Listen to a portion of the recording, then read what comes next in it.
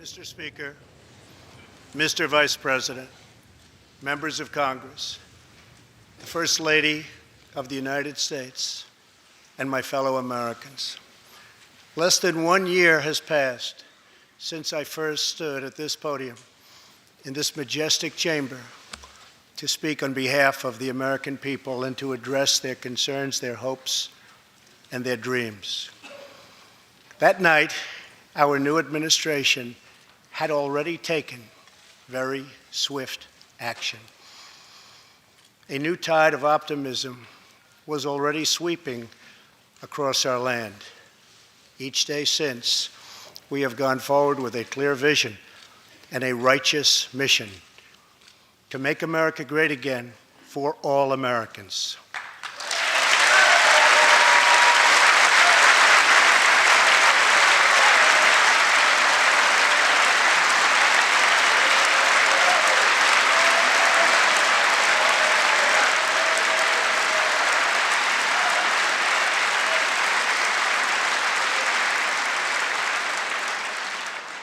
Over the last year, we have made incredible progress and achieved extraordinary success.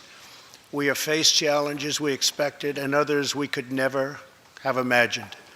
We have shared in the heights of victory and the pains of hardship. We have endured floods and fires and storms. But through it all, we have seen the beauty of America's soul and the steel in America's spine. Each test has forged new American heroes to remind us who we are and show us what we can be. We saw the volunteers of the Cajun Navy racing to the rescue with their fishing boats to save people in the aftermath of a totally devastating hurricane. We saw strangers shielding strangers from a hail of gunfire on the Las Vegas Strip. We heard tales of Americans like Coast Guard Petty Officer Ashley Leopard, who is here tonight in the gallery with Melania.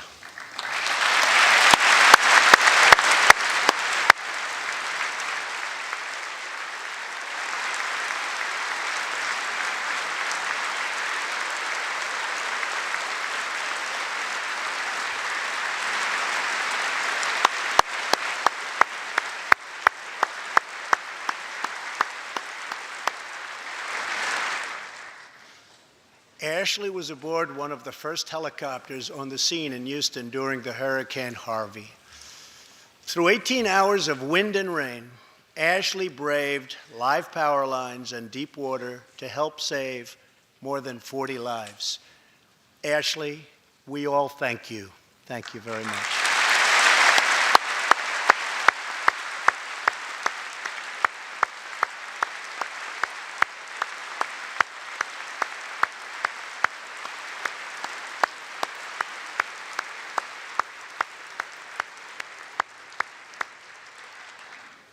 We heard about Americans like firefighter David Dahlberg.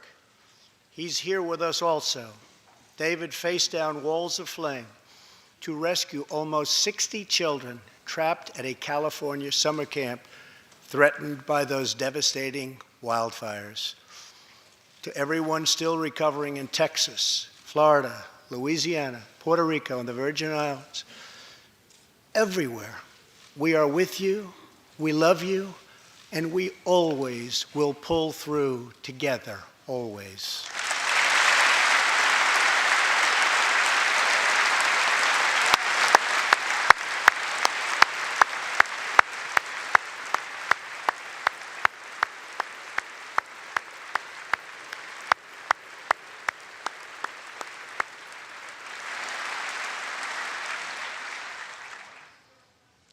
Thank you to David and the brave people of California. Thank you very much, David. Great job. Some trials over the past year touched this chamber very personally. With us tonight is one of the toughest people ever to serve in this House, a guy who took a bullet, almost died, and was back to work 3.5 months later, the legend from Louisiana, Congressman Steve Scalise.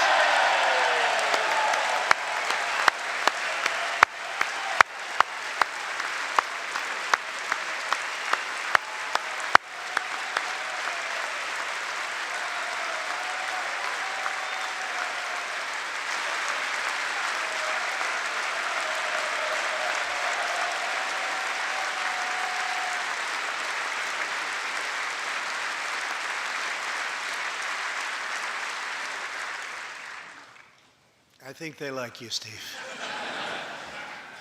We're incredibly grateful for the heroic efforts of the Capitol Police officers, the Alexandria Police, and the doctors, nurses, and paramedics who saved his life and the lives of many others, some in this room. In the aftermath, yes.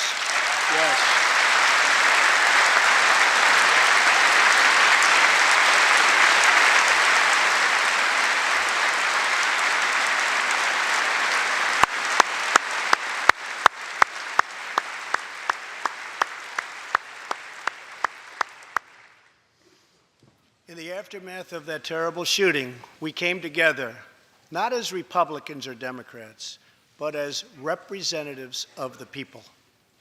But it is not enough to come together only in times of tragedy. Tonight, I call upon all of us to set aside our differences, to seek out common ground, and to summon the unity we need to deliver for the people. This is really the key. These are the people we were elected to serve.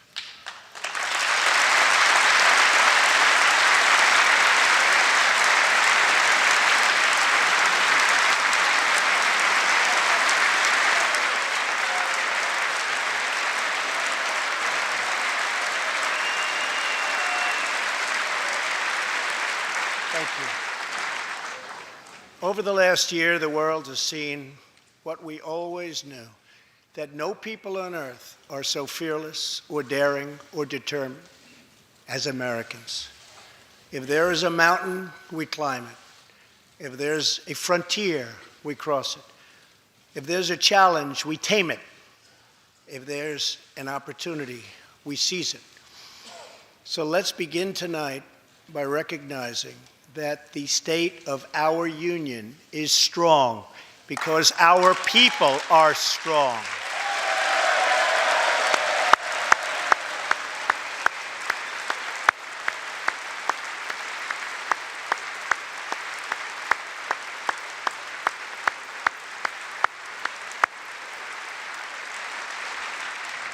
And together we are building a safe, strong, and proud America.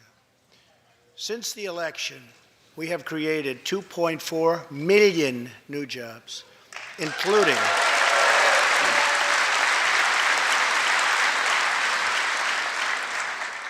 200,000 new jobs in manufacturing alone. Tremendous numbers. After years and years of wage stagnation, we are finally seeing rising wages.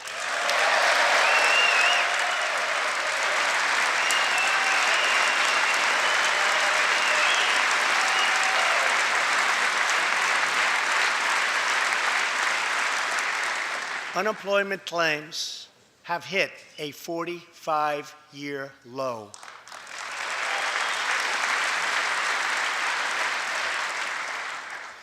And something I'm very proud of, African American unemployment stands at the lowest rate ever recorded.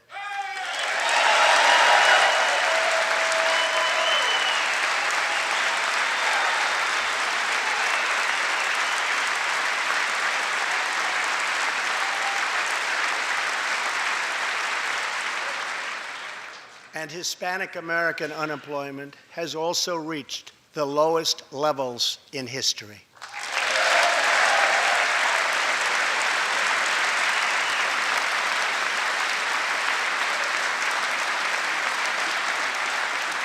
Small business confidence is at an all-time high. The stock market has smashed one record after another, gaining $8 trillion and more in value in just this short period of time. The great news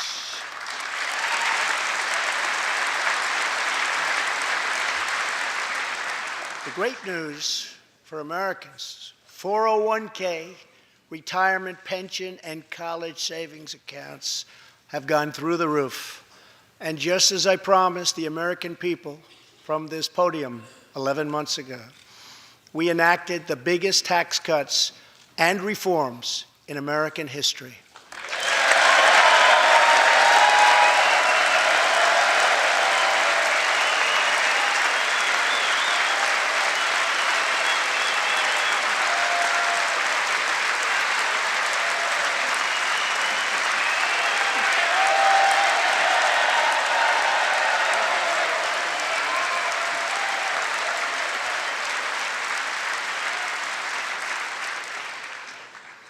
our massive tax cuts provide tremendous relief for the middle class and small business.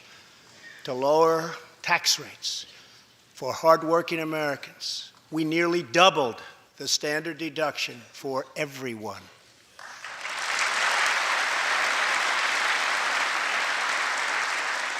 Now, the first $24,000 earned by a married couple is completely tax-free.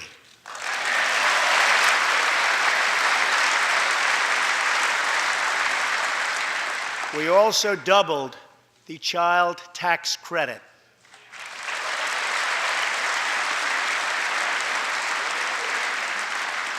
A typical family of four making $75,000 will see their tax bill reduced by $2,000, slashing their tax bill in half.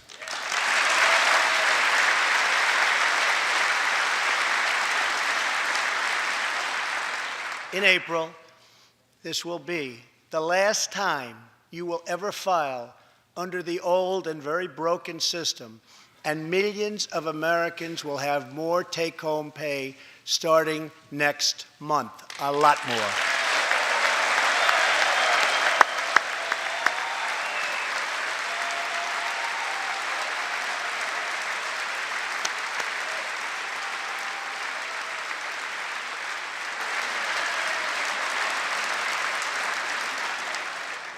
We eliminated an especially cruel tax that fell mostly on Americans making less than $50,000 a year, forcing them to pay tremendous penalties simply because they couldn't afford government-ordered health plans. We repealed the core of the disastrous Obamacare. The individual mandate is now gone. Thank heaven.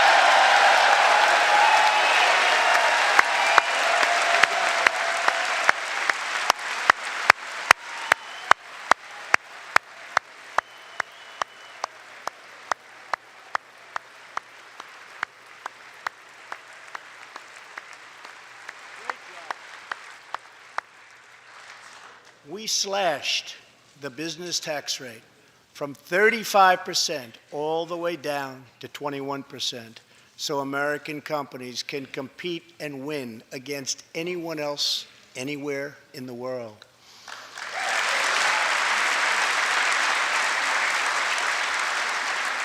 These changes alone are estimated to increase average family income by more than $4,000. A lot of money.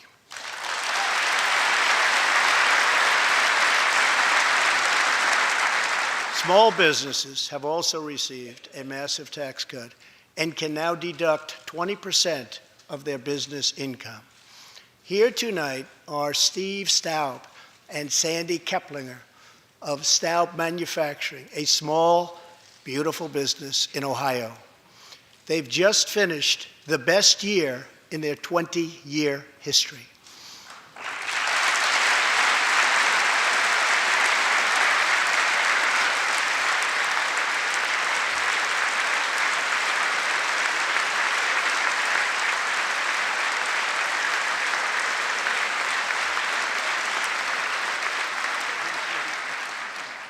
Because of tax reform, they are handing out raises, hiring an additional 14 people, and expanding into the building next door. Good feeling.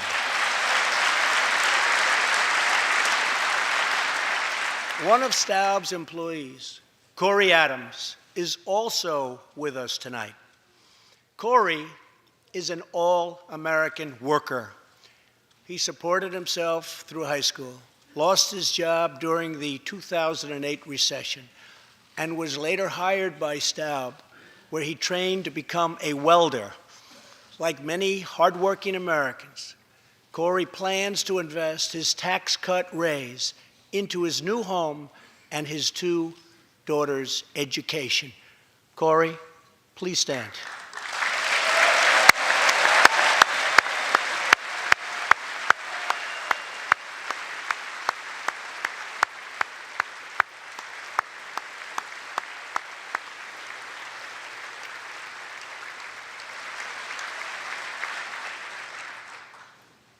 and he's a great welder.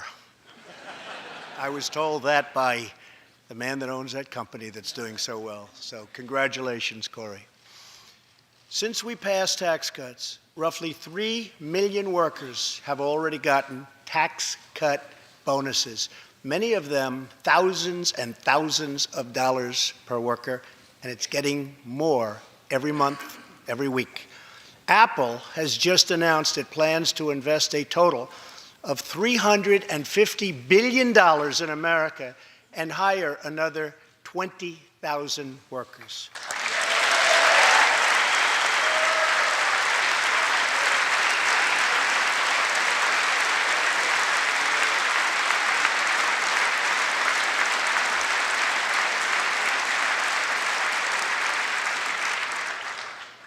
And just a little while ago, ExxonMobil announced a $50 billion investment in the United States, just a little while ago.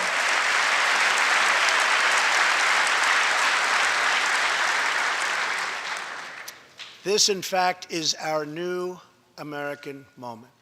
There has never been a better time to start living the American dream. So to every citizen watching at home tonight, no matter where you've been or where you've come from, this is your time. If you work hard, if you believe in yourself, if you believe in America, then you can dream anything. You can be anything. And together, we can achieve absolutely anything.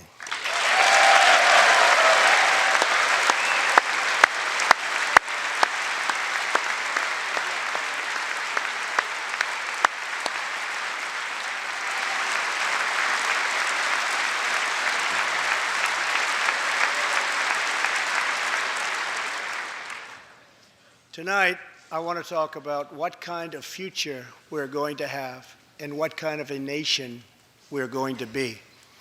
All of us together as one team, one people, and one American family can do anything. We all share the same home, the same heart, the same destiny, and the same great American flag.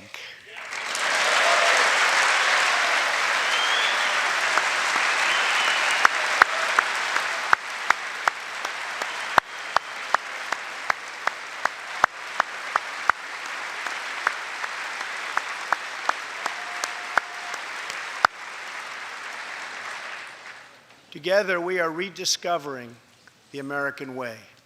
In America, we know that faith and family, not government and bureaucracy, are the center of American life.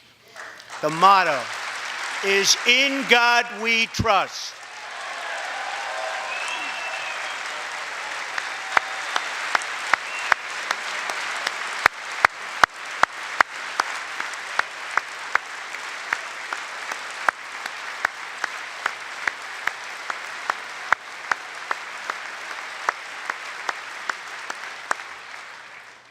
And we celebrate our police, our military, and our amazing veterans as heroes who deserve our total and unwavering support.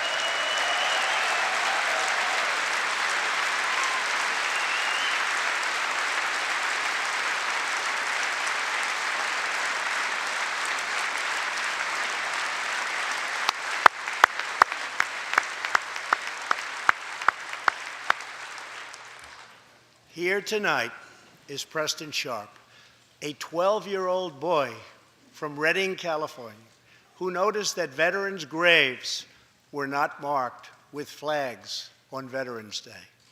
He decided all by himself to change that and started a movement that has now placed 40,000 flags at the graves of our great heroes. Preston, a job well done.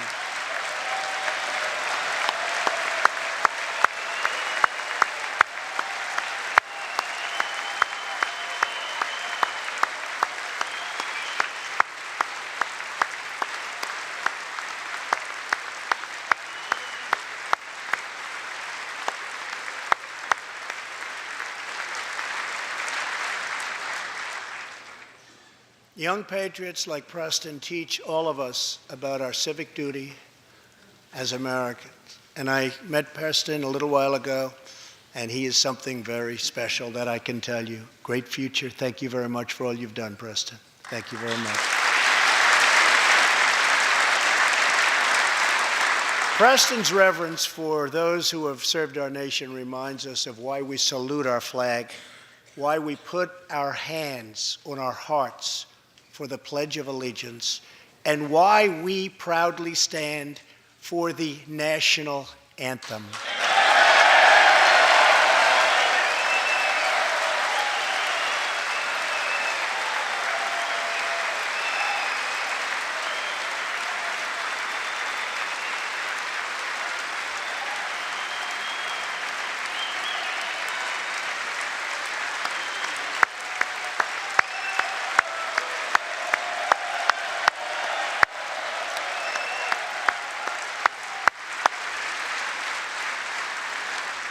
Americans love their country, and they deserve a government that shows them the same love and loyalty in return.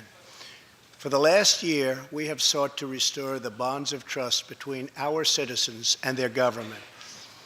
Working with the Senate, we are appointing judges who will interpret the Constitution as written, including a great new Supreme Court justice and more circuit court judges than any new administration in the history of our country.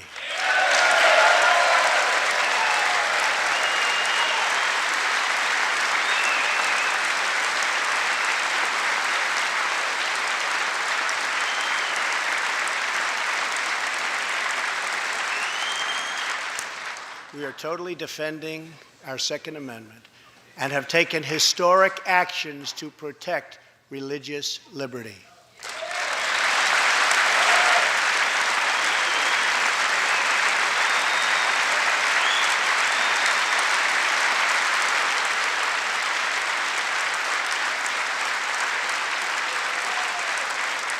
And we are serving our brave veterans, including giving our veterans choice in their health care decisions.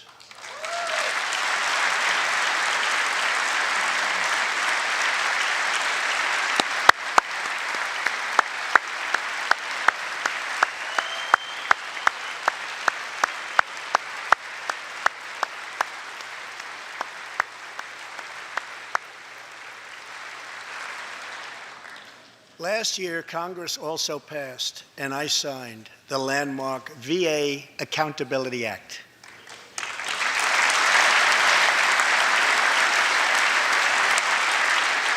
Since its passage, my administration has already removed more than 1,500 VA employees who failed to give our veterans the care they deserve, and we are hiring talented people who love our vets as much as we do.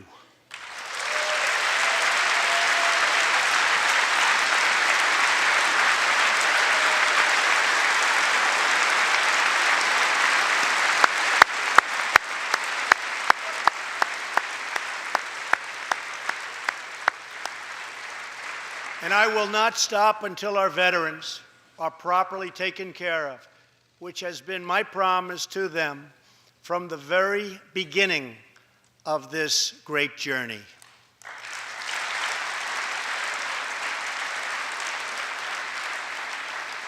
All Americans deserve accountability and respect, and that's what we are giving to our wonderful heroes, our veterans. Thank you.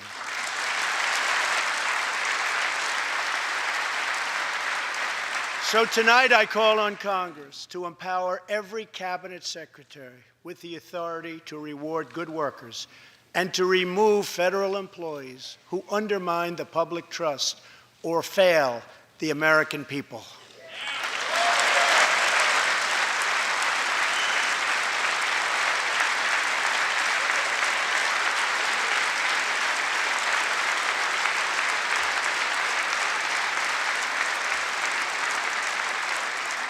In our drive to make Washington accountable, we have eliminated more regulations in our first year than any administration in the history of our country.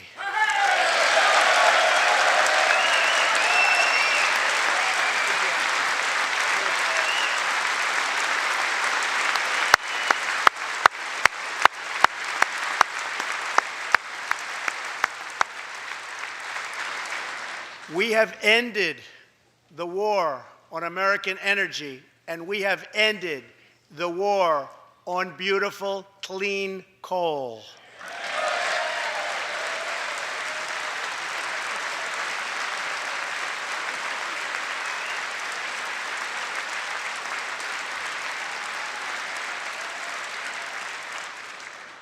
We are now very proudly an exporter of energy to the world.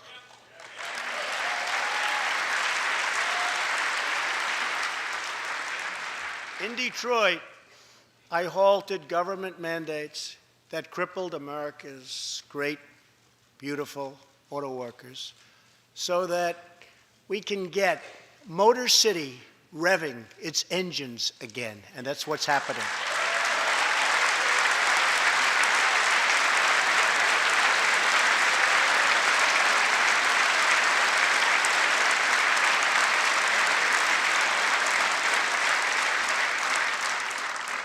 Many car companies are now building and expanding plants in the United States, something we haven't seen for decades. Chrysler is moving a major plant from Mexico to Michigan. Toyota and Mazda are opening up a plant in Alabama, a big one, and we haven't seen this in a long time. It's all coming back.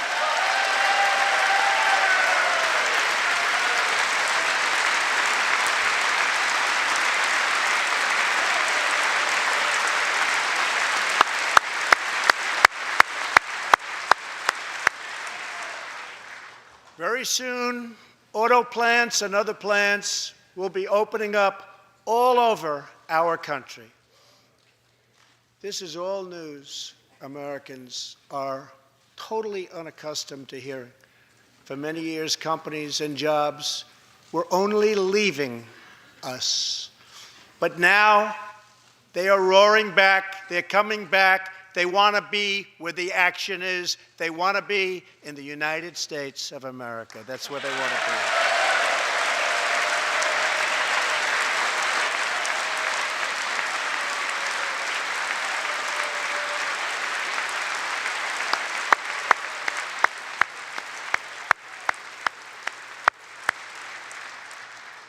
Exciting progress is happening every single day.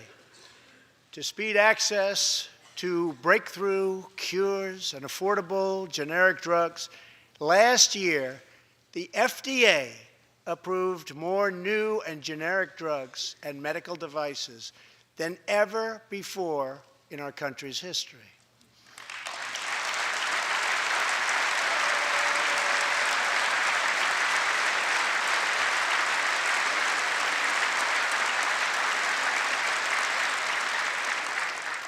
We also believe that patients with terminal conditions, terminal illness, should have access to experimental treatment immediately that could potentially save their lives. People who are terminally ill should not have to go from country to seek a cure. I want to give them a chance right here at home. It's time for Congress to give these wonderful, incredible Americans the right to try.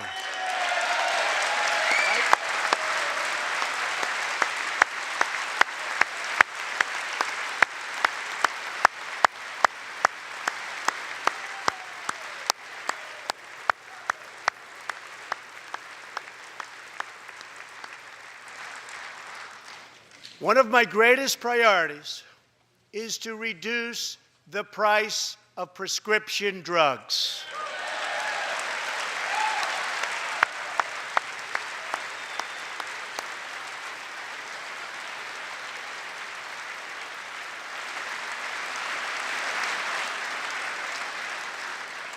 In many other countries, these drugs cost far less than what we pay in the United States, and it's very, very unfair. That is why I've directed my administration to make fixing the injustice of high drug prices one of my top priorities for the year.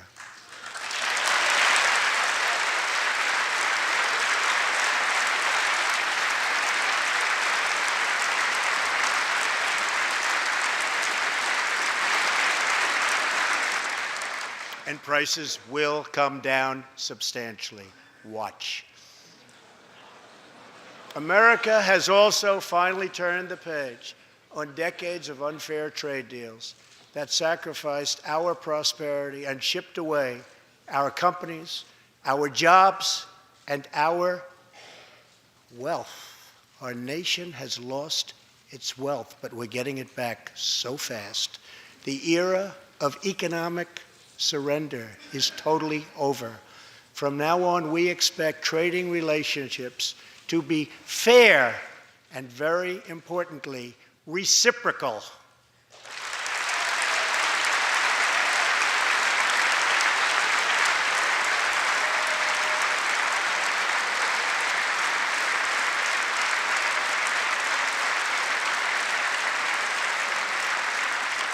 We will work to fix bad trade deals and negotiate new ones, and they'll be good ones, but they'll be fair. And we will protect American workers and American intellectual property through strong enforcement of our trade rules.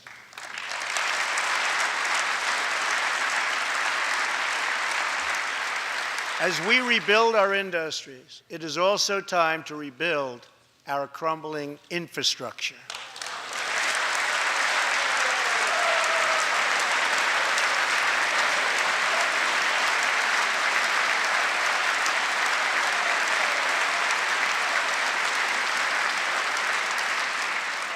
America is a nation of builders.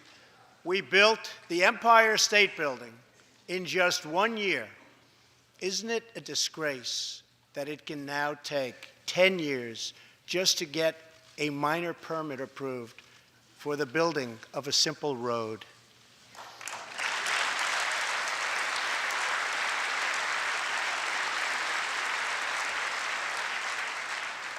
I am asking both parties to come together to give us safe, fast, reliable, and modern infrastructure that our economy needs and our people deserve.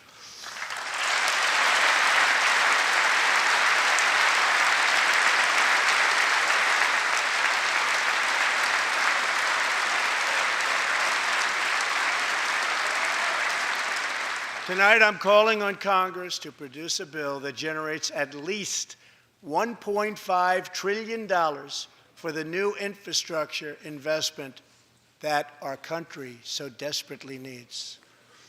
Every federal dollar should be leveraged by partnering with state and local governments and, where appropriate, tapping into private sector investment to permanently fix the infrastructure deficit, and we can do it.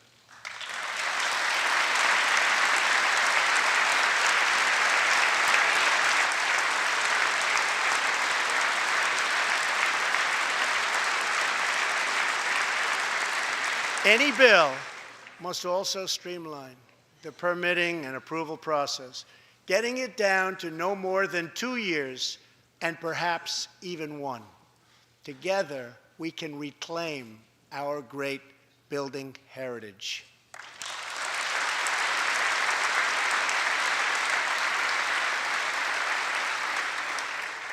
We will build gleaming new roads, bridges, highways, railways, and waterways all across our land.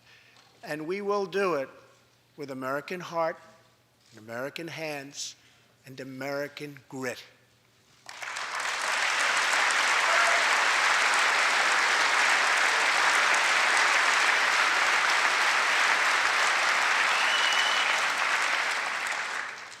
We want every American to know the dignity of a hard day's work. We want every child to be safe in their home at night. And we want every citizen to be proud of this land that we all love so much. We can lift our citizens from welfare to work, from dependence to independence, and from poverty to prosperity.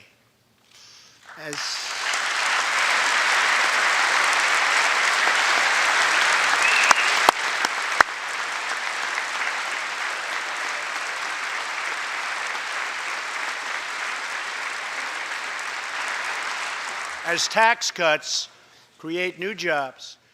Let's invest in workforce development, and let's invest in job training, which we need so badly.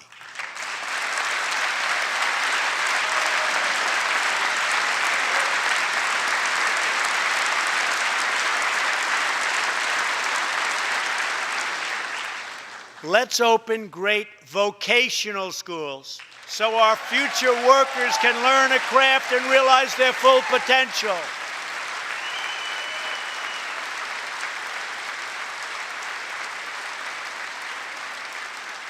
And let's support working families by supporting paid family leave.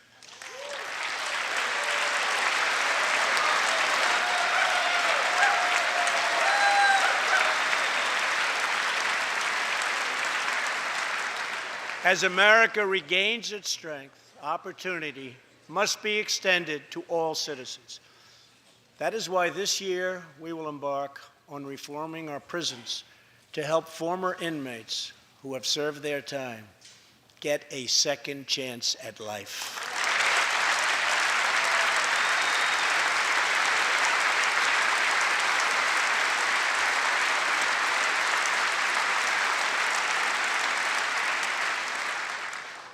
Struggling communities, especially immigrant communities, will also be helped by immigration policies that focus on the best interests of American workers and American families. For decades, open borders have allowed drugs and gangs to pour into our most vulnerable communities. They've allowed millions of low-wage workers to compete for jobs and wages against the poorest Americans. Most tragically, they have caused the loss of many innocent lives. Here tonight are two fathers and two mothers, Evelyn Rodriguez, Freddie Cuevas, Elizabeth Alvarado, and Robert Mickens. Their two teenage daughters, Kayla Cuevas and Nisa Mickens, were close friends on Long Island. But in September 2016, on the eve of Nisa's 16th birthday, such a happy time it should have been, neither of them came home. These two precious girls were brutally murdered while walking together in their hometown. 6 members of the savage MS-13 gang have been charged with Kayla and Nisa's murders. Many of these gang members took advantage of glaring loopholes in our laws to enter the country as illegal, unaccompanied, alien minors and wound up in Kayla and Nisa's high school. Evelyn, Elizabeth, Freddie, and Robert, tonight everyone in this chamber is praying for you. Everyone in America is grieving for you. Please stand. Thank you very much.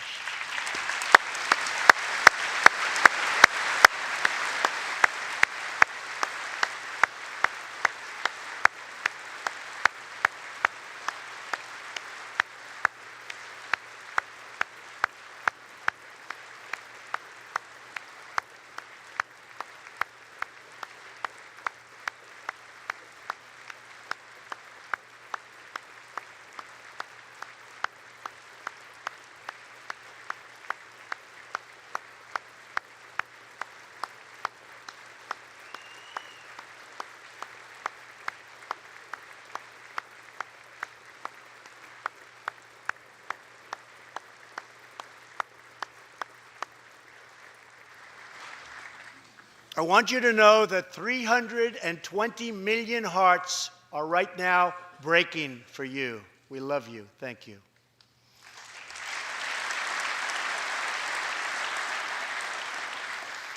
While we cannot imagine the depths of that kind of sorrow, we can make sure that other families never have to endure this kind of pain.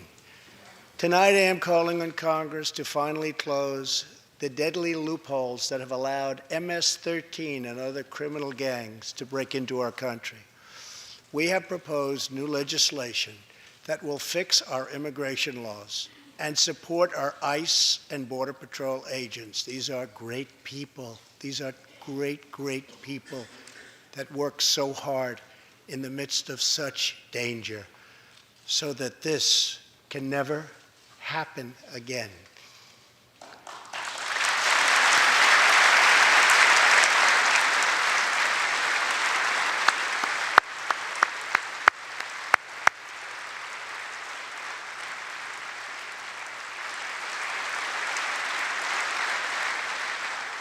The United States is a compassionate nation.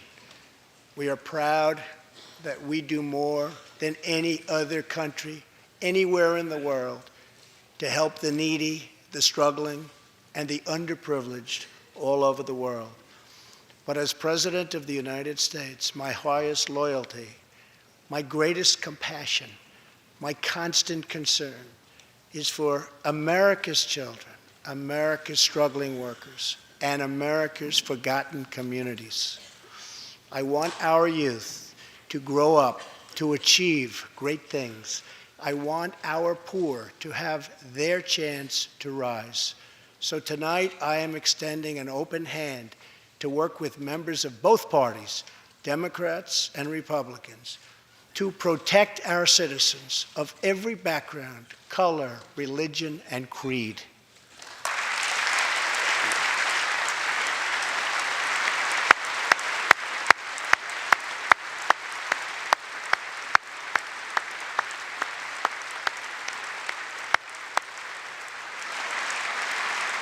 My duty, and the sacred duty of every elected official in this chamber, is to defend Americans, to protect their safety, their families, their communities, and their right to the American dream. Because Americans are dreamers too.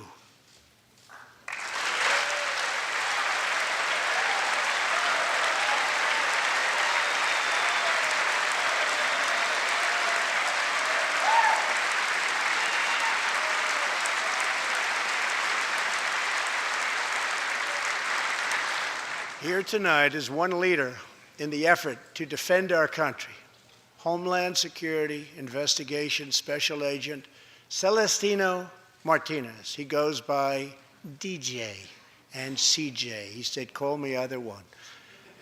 So we'll call you CJ. Served 15 years in the Air Force before becoming an ICE agent and spending the last 15 years fighting gang violence and getting dangerous criminals off of our streets. Tough job. At one point, MS-13 leaders ordered CJ's murder, and they wanted it to happen quickly. But he did not cave to threats or to fear. Last May, he commanded an operation to track down gang members on Long Island. His team has arrested nearly 400, including more than 220 MS-13 gang members. And I have to tell you, what the Border Patrol and ICE have done, we have sent thousands and thousands and thousands of MS-13 horrible people out of this country or into our prisons. So I just want to congratulate you, CJ. You're a brave guy. Thank you very much.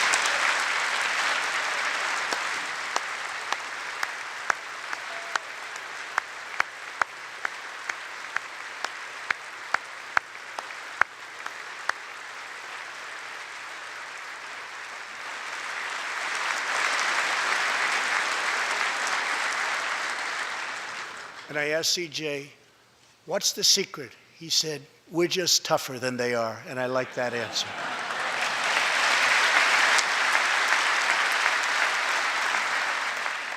Now let's get Congress to send you, and all of the people in this great chamber have to do it. We have no choice. CJ, we're going to send you reinforcements, and we're going to send them to you quickly. It's what you need.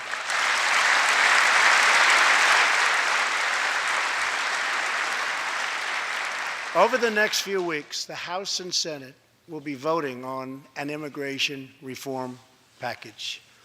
In recent months, my administration has met extensively with both Democrats and Republicans to craft a bipartisan approach to immigration reform.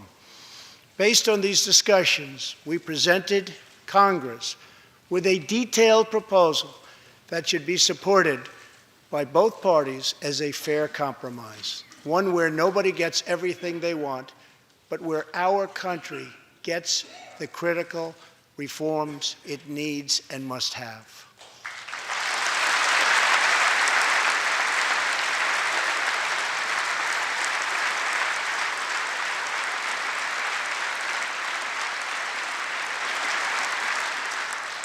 Here are the 4 pillars of our plan. The first pillar of our framework generously offers a path to citizenship for 1.8 million illegal immigrants who were brought here by their parents at a young age. That covers almost 3 times more people than the previous administration covered.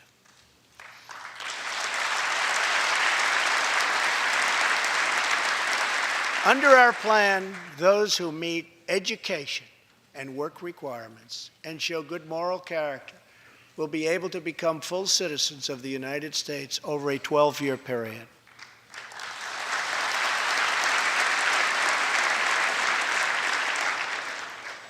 The second pillar fully secures the border.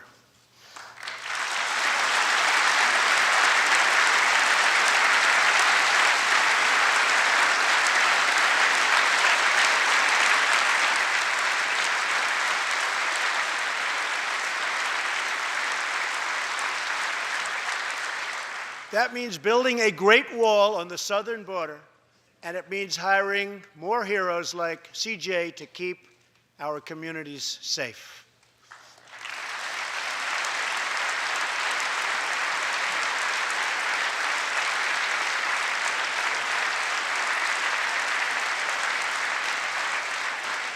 Crucially, our plan closes the terrible loopholes exploited by criminals and terrorists to enter our country, and it finally ends the horrible and dangerous practice of catch and release.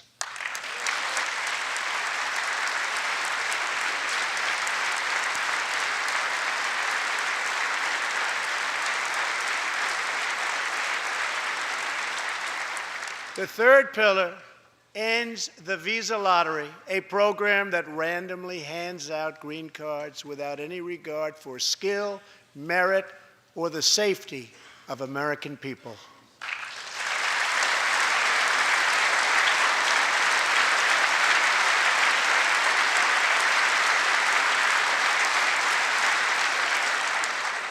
It's time to begin moving toward a merit-based immigration system, one that admits people who are skilled, who want to work, who will contribute to our society, and who will love and respect our country.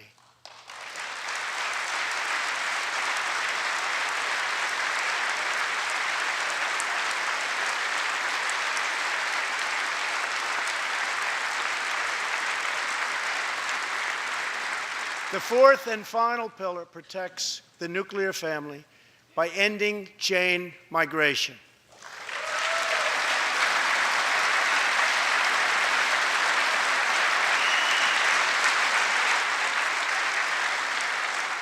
Under the current broken system, a single immigrant can bring in virtually unlimited numbers of distant relatives. Under our plan, we focus on the immediate family by limiting sponsorships to spouses and minor children.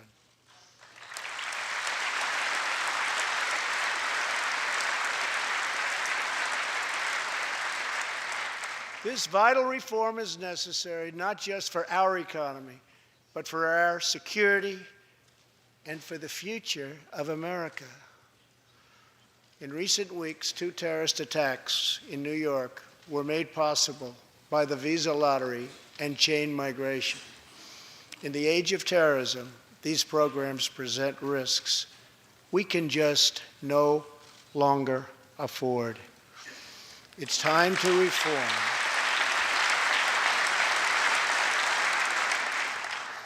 These outdated immigration rules and finally bring our immigration system into the 21st century.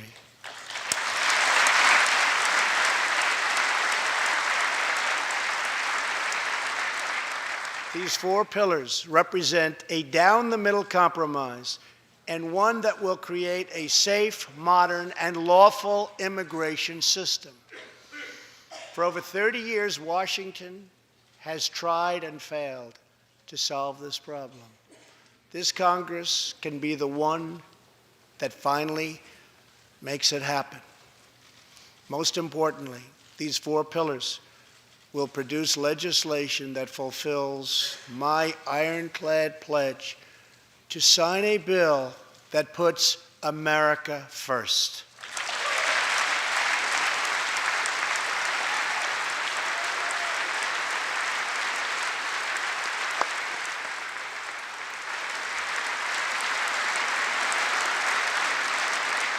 So let's come together, set politics aside, and finally get the job done.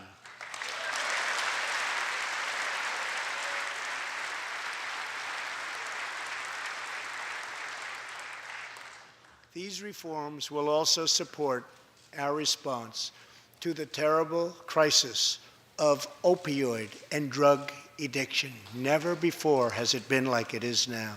It is terrible. We have to do something about it. In 2016, we lost 64,000 Americans to drug overdoses, 174 deaths per day, 7 per hour. We must get much tougher on drug dealers and pushers if we are going to succeed in stopping this scourge.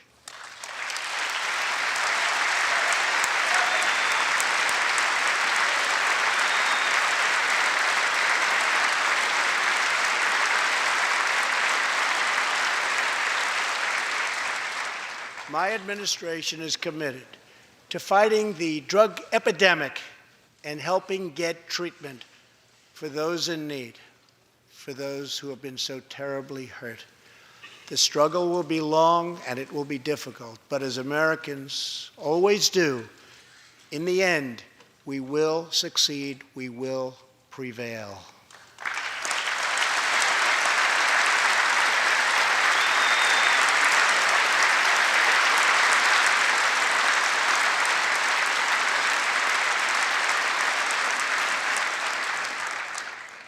As we have seen tonight, the most difficult challenges bring out the best in America. We see a vivid expression of this truth in the story of the Holetz family of New Mexico. Ryan Holetz is 27 years old, an officer with the Albuquerque Police Department. He's here tonight with his wife, Rebecca.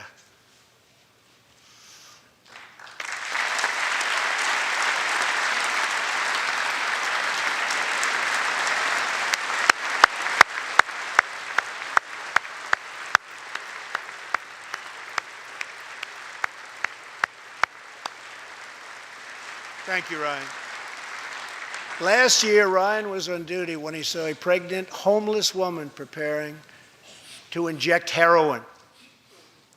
When Ryan told her she was going to harm her unborn child, she began to weep. She told him she didn't know where to turn, but badly wanted a safe home for her baby. In that moment, Ryan said he felt God speak to him. You will do it because you can. He heard those words. He took out a picture of his wife and their 4 kids. Then he went home to tell his wife, Rebecca. In an instant, she agreed to adopt. The Holetz named their new daughter Hope. Ryan and Rebecca, you embody the goodness of our nation. Thank you.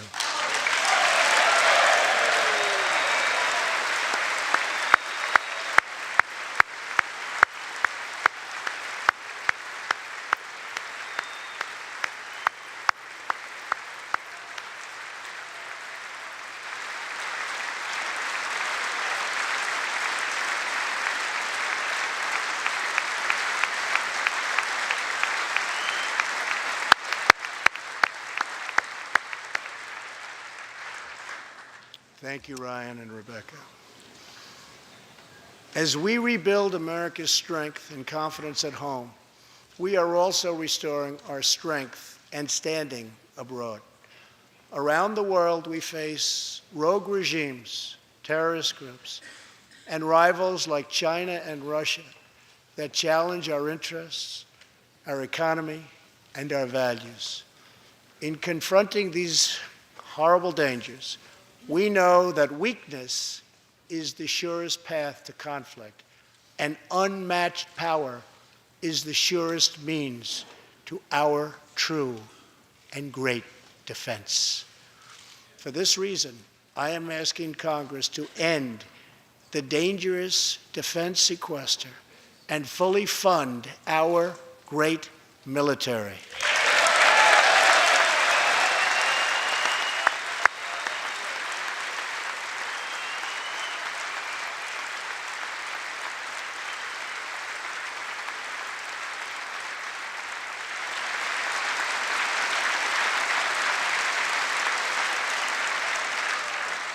As part of our defense, we must modernize and rebuild our nuclear arsenal, hopefully never having to use it, but making it so strong and so powerful that it will deter any acts of aggression by any other nation or anyone else.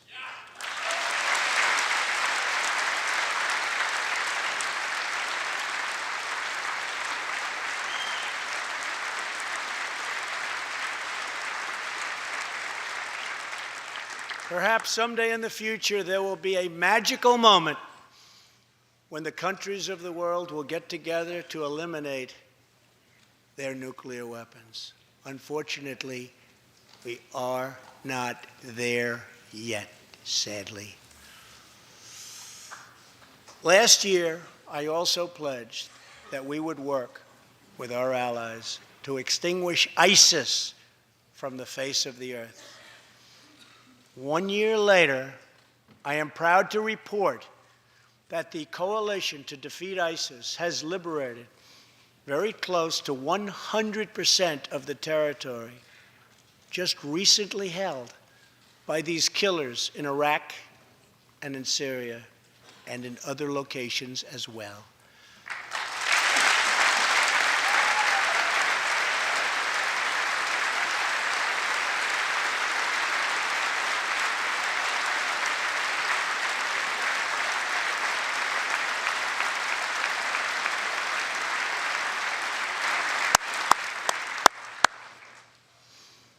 But there is much more work to be done. We will continue our fight until ISIS is defeated. Army Staff Sergeant Justin Peck is here tonight. Near Raqqa last November, Justin and his comrade, Chief Petty Officer Kenton Stacy, were on a mission to clear buildings that ISIS had rigged with explosive, so that civilians could return to that city, hopefully soon and hopefully safely. Clearing the second floor of a vital hospital, Kenton Stacy was severely wounded by an explosion. Immediately, Justin bounded into the booby-trapped and unbelievably dangerous and unsafe building and found Kenton, but in very, very bad shape. He applied pressure to the wound and inserted a tube to reopen an airway. He then performed CPR for 20 straight minutes during the ground transport and maintained artificial respiration through 2.5 hours and through emergency surgery. Kenton Stacy would have died if it were not for Justin's selfless love for his fellow warrior. Tonight, Kenton is recovering in Texas. Raqqa is liberated, and Justin is wearing his new Bronze Star with a V for valor. Staff Sergeant Peck, all of America salutes you.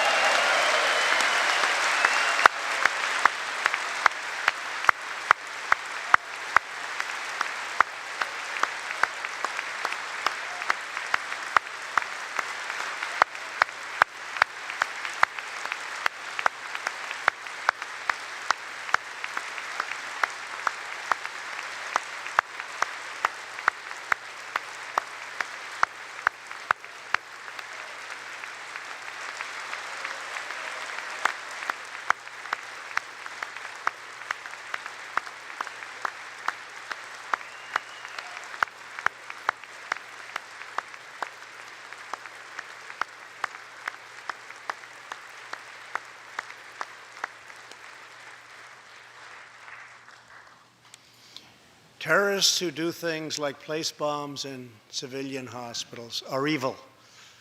When possible, we have no choice but to annihilate them.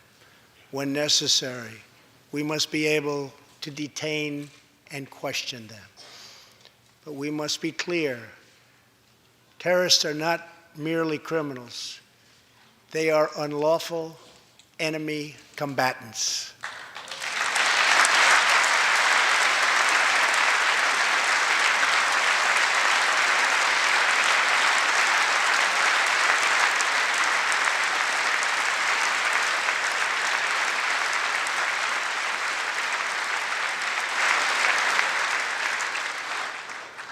And when captured overseas, they should be treated like the terrorists they are. In the past, we have foolishly released hundreds and hundreds of dangerous terrorists, only to meet them again on the battlefield, including the ISIS leader, al-Baghdadi, who we captured, who we had, who we released. So today, I'm keeping another promise. I just signed, prior to walking in, an order directing Secretary Mattis, who is doing a great job. Thank you.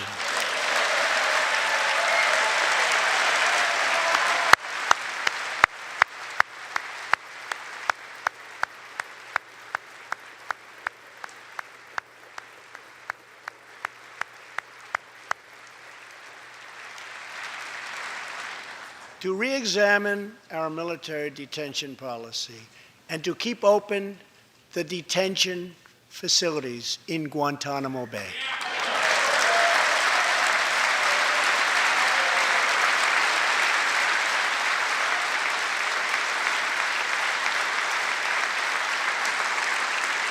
I am asking Congress to ensure that in the fight against ISIS and al-Qaeda, we continue to have all necessary power to detain terrorists wherever we chase them down, wherever we find them. And in many cases, for them, it will now be Guantanamo Bay.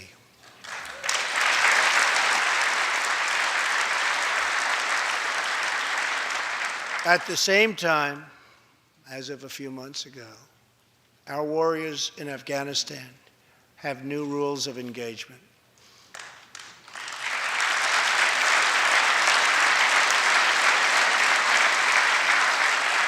Along with their heroic Afghan partners, our military is no longer undermined by artificial timelines, and we no longer tell our enemies our plans.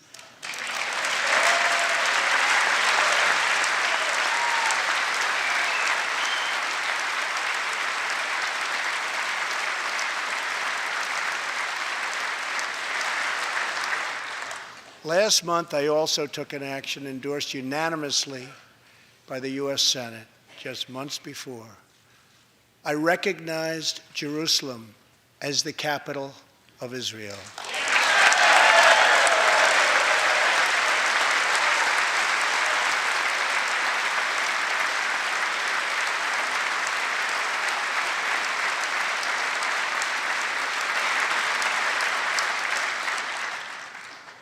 Shortly afterwards, dozens of countries voted in the United Nations General Assembly against America's sovereign right to make this decision. In 2016, American taxpayers generously sent those same countries more than $20 billion in aid.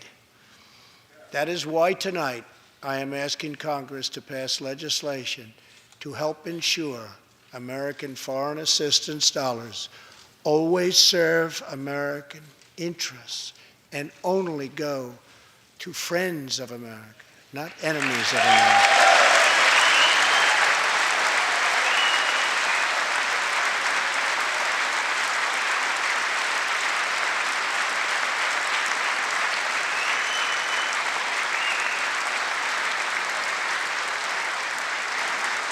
As we strengthen friendships all around the world, we are also restoring clarity about our adversaries. When the people of Iran rose up against the crimes of their corrupt dictatorship, I did not stay silent. America stands with the people of Iran in their courageous struggle for freedom.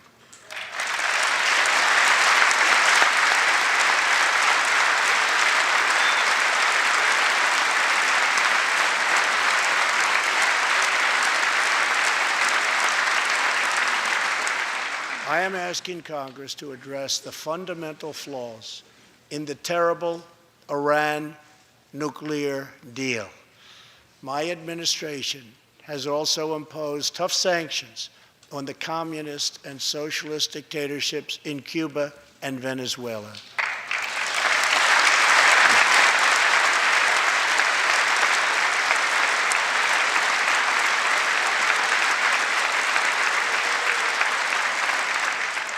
But no regime has oppressed its own citizens more totally or brutally than the cruel dictatorship in North Korea. North Korea's reckless pursuit of nuclear missiles could very soon threaten our homeland. We are waging a campaign of maximum pressure to prevent that from ever happening. Past experience has taught us that complacency and concessions only invite aggression and provocation. I will not repeat the mistakes of past administrations that got us into this very dangerous position. We need only look at the depraved character of the North Korean regime to understand the nature of the nuclear threat it could pose to America and to our allies. Otto Warmbier was a hard-working student at the University of Virginia, and a great student he was. On his way to study abroad in Asia, Otto joined a tour to North Korea. At its conclusion, this wonderful young man was arrested and charged with crimes against the state.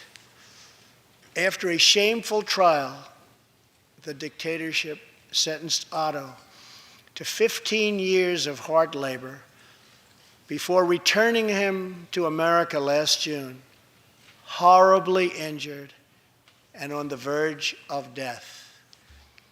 He passed away just days after his return. Otto's wonderful parents, Fred and Cindy Warmbier, are here with us tonight, along with Otto's brother and sister, Austin and Greta. Please.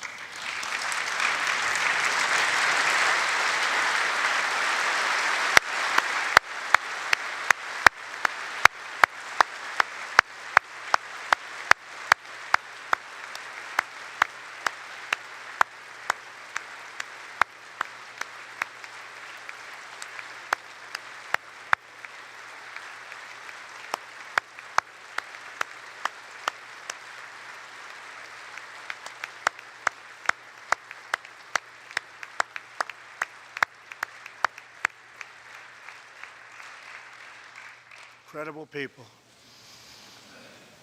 You are powerful witnesses to a menace that threatens our world, and your strength truly inspires us all. Thank you very much. Thank you.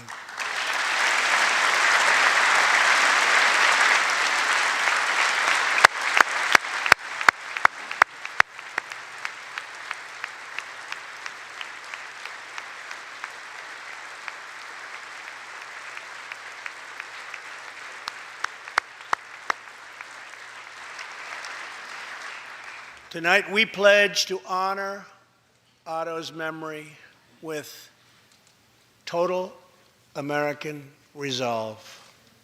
Thank you. Finally,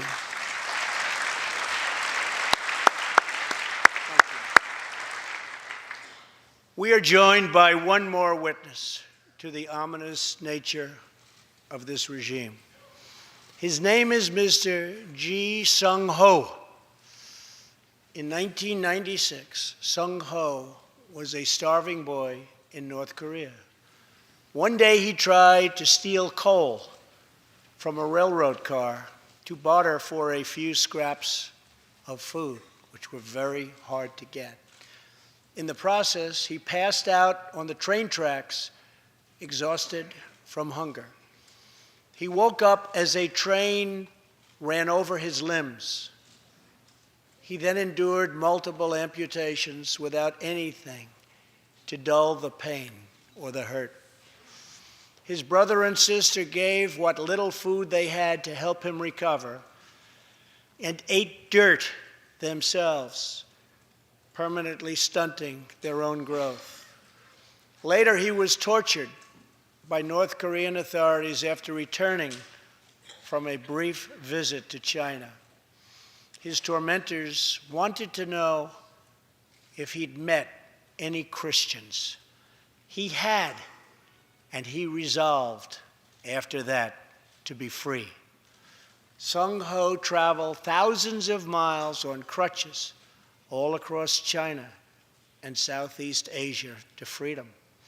Most of his family followed. His father was caught trying to escape and was tortured to death. Today, he lives in Seoul, where he rescues other defectors and broadcasts into North Korea what the regime fears most: the truth. Today, he has a new leg, but Sung Ho, I understand you still keep those old crutches as a reminder of how far you've come. Your great sacrifice is an inspiration to us all. Please, thank you.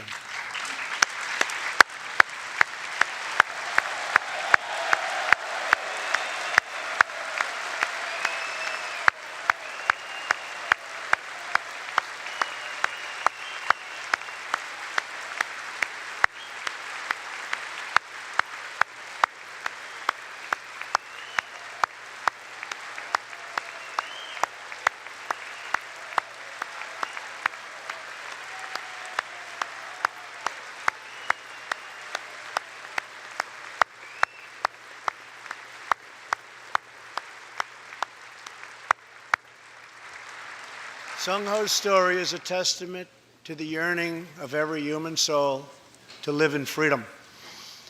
It was that same yearning for freedom that nearly 250 years ago gave birth to a special place called America.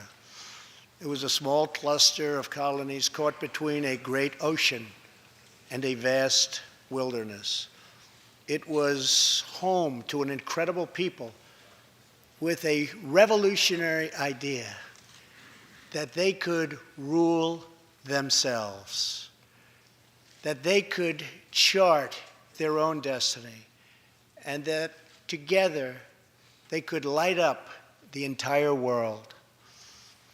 That is what our country has always been about.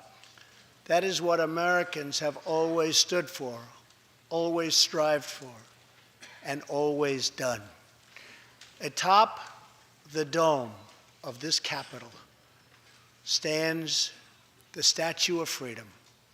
She stands tall and dignified among the monuments to our ancestors who fought and lived and died to protect her. Monuments to Washington and Jefferson and Lincoln and King. Memorials to the heroes of Yorktown and Saratoga, to young Americans who shed their blood on the shores of Normandy and the fields beyond, and others who went down in the waters of the Pacific and the skies all over Asia. And freedom stands tall over one more monument, this one. This Capitol, this living monument, this is the monument to the American people.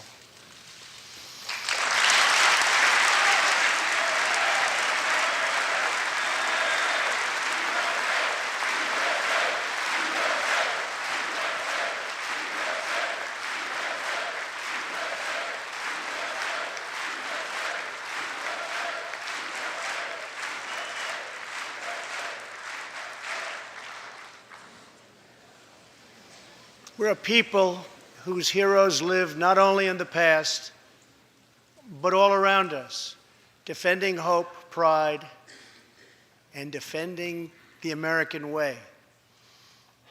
They work in every trade. They sacrifice to raise a family. They care for our children at home. They defend our flag abroad. And they are strong moms and brave kids. They are firefighters and police officers and border agents, medics and Marines.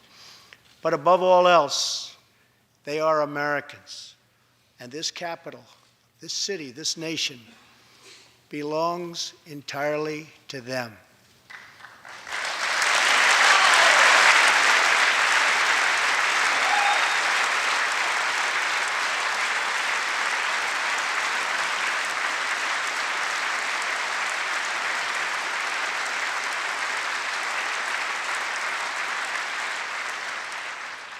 Our task is to respect them, to listen to them, to serve them, to protect them, and to always be worthy of them. Americans fill the world with art and music. They push the bounds of science and discovery, and they forever remind us of what we should never, ever forget. The people dreamed this country. The people built this country. And it's the people who are making America great again.